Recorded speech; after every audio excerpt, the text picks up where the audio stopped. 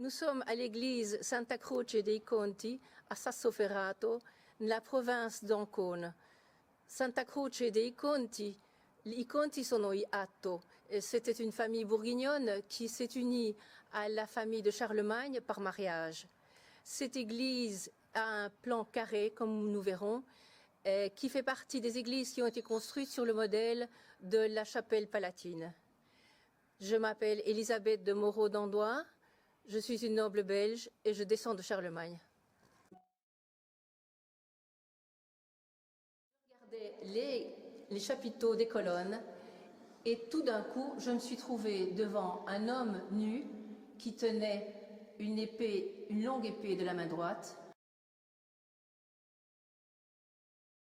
De la main gauche, il fait un geste et met la main au-dessus de la tête d'un enfant. Ils nous regardent tous les deux de leurs yeux bleus. Et à côté de l'enfant, il y a la dépouille d'un ours mort, la peau d'un ours. Et j'ai réfléchi et j'ai dit Charles Martel.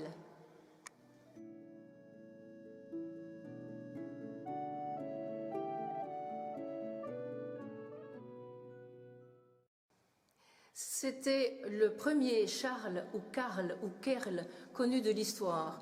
Et ce mot Karl, Kerl, décrit un homme, un enfant ou un bébé qui a son membre en érection. Soit Charles Martel souffrait de priapisme, soit il avait un équipement particulier. Charles Martel était un généralissime qui a gagné toutes ses batailles. Il a gagné la bataille de Poitiers.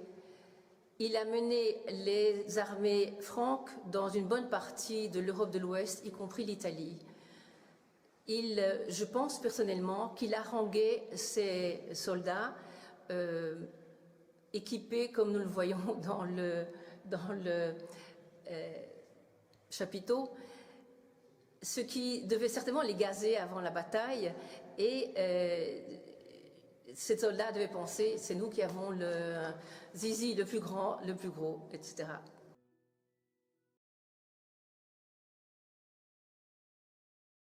Le deuxième élément qui m'a permis d'identifier Charles Martel est l'ours mort, la dépouille de l'ours. Alors qu'il vivait à Andenne chez sa grand-mère belge, il a affronté et tué un ours à l'âge de 9 ans. Nous pensions que c'était une légende, mais en voyant le chapiteau de Sassoferrato, nous réalisons que c'est l'histoire avec un H majuscule.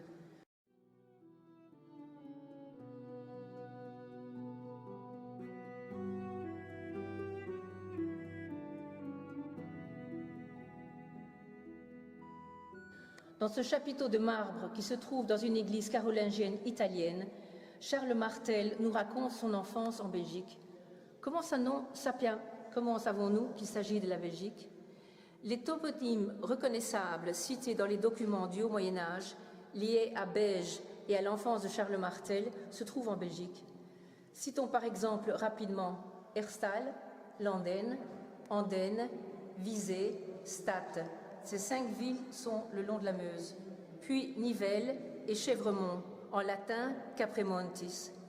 Son grand-père s'appelait Hans Gisèle de Metz, dans le nord-est de la France. Son père, Pépin de Herstal. Charles Martel a épousé Rotrud de Hesbaye, région de Belgique.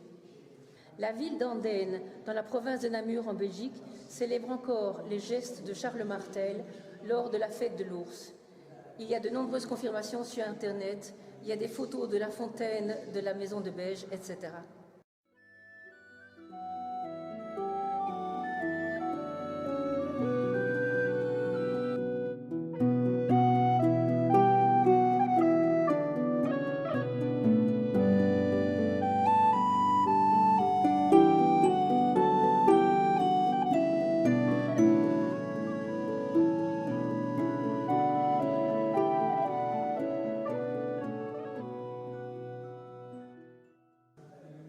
Nous nous trouvons probablement devant la seule preuve précise et inévocable de la présence des Carolingiens dans les marches en Italie, ayant échappé à la destruction systématique de notre histoire.